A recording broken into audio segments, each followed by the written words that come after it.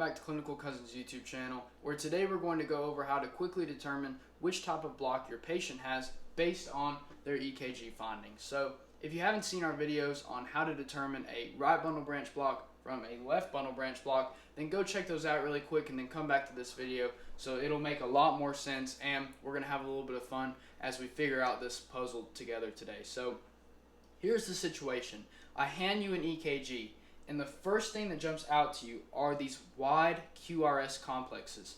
So you see that it's not VTAC. Remember, anytime we have a wide QRS complex, we always think, is it VTAC, treated as such? So we see that it is a wide QRS complex and it's not VTAC. So you think, well, that must mean that there's a block present somewhere in the ventricles, and you are absolutely correct. So this is where the fun begins. We basically have to play a sort of sadistic Plinko game today. Like off the show The Price is Right, if you're not familiar with it, it's sort of like an arcade game where you drop a little ball and it bounces around until it finally ends up in one of these categories. So our categories that we're going to play today are right bundle branch block, intraventricular conduction delays, and left bundle branch block. So once we see that we have a wide QRS and it's not VTAC, we know we have some sort of block in the ventricles. This is a good fact to know. So how do we quickly determine whether the patient has a right bundle branch block or a left bundle branch block? Or really, which one should we look for first? Well, all we have to do is look at lead V1. So this is the quickest way to get there. Is V1 more positive or is V1 more negative? So if it's more positive, and maybe we have an RSR prime complex like we talked about, we have bunny ears, then we're going to suspect a right bundle branch block. So then we take a quick look at leads 1 and V6. So do they both have slurred S waves? Are they not vertical? Do they have slurred S waves? Yes, then this is likely a right bundle branch block. Now, are any of these criteria missing, or does it contain aspects of both a right bundle branch block and a left bundle branch block? Well, then it is likely an intraventricular conduction delay that is unspecified. So now let's take a look.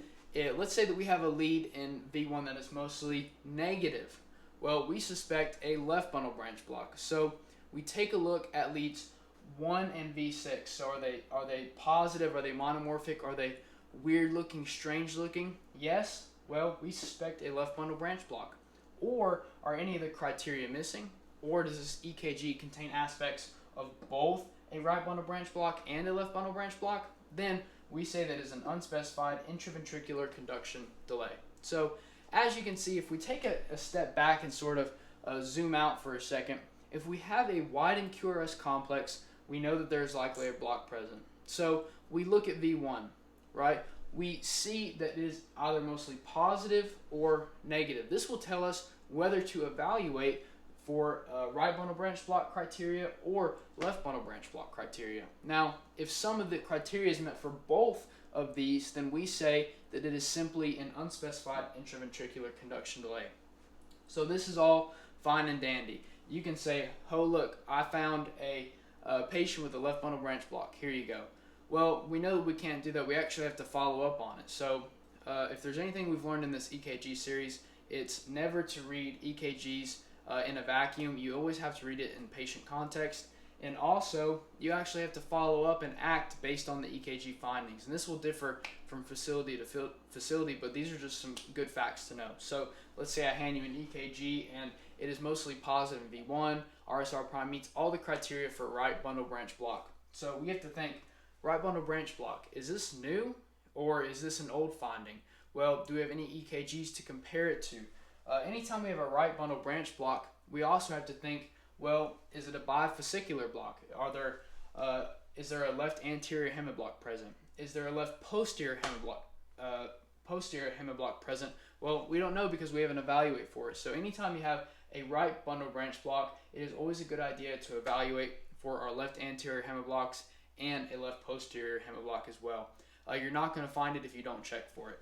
Also, why is this person having this right bundle branch block? Are they a long-time smoker? Do they have P. pulmonale? Do they have right ventricular hypertrophy? Do they have that prolonged pulmonary hypertension? Do they have Wolff-Parkinson-White syndrome type A? Are they just a young adolescent that's asymptomatic? You always have to read the EKG in the context and the presentation of your patient as they are when the EKG was taken. So now let's say I hand you an EKG. We have a mostly negative V1. We evaluate it. We say that it meets all the criteria for a left bundle branch block. So now that we see that we have left bundle branch block, we have to think, well, does this person have prolonged and uncontrolled hypertension? Are they suffering from coronary artery disease? Maybe do they have a history of alcoholism, and they now have a dilated cardiomyopathy that is manifesting as a left bundle branch block? We always have to ask these questions and be thinking of the EKG in the context of the patient history. So let's say we're going to come to the more serious aspect of this video, which is intraventricular conduction delay. So let's say that it's just a weird looking EKG. It meets the criteria for both right bundle branch block and some for left bundle branch block, but it's not definitive on either one. So let's say it has a little bit of this and a little bit of this. Well, we know that it is an intraventricular conduction delay. Now, what makes this so scary is that these are often associated with hyperkalemia. So if you're not familiar with hyperkalemia, we have some great videos, the Nernst potential or the Nernst equation. We have equilibrium potential videos to go check out in our physiology series.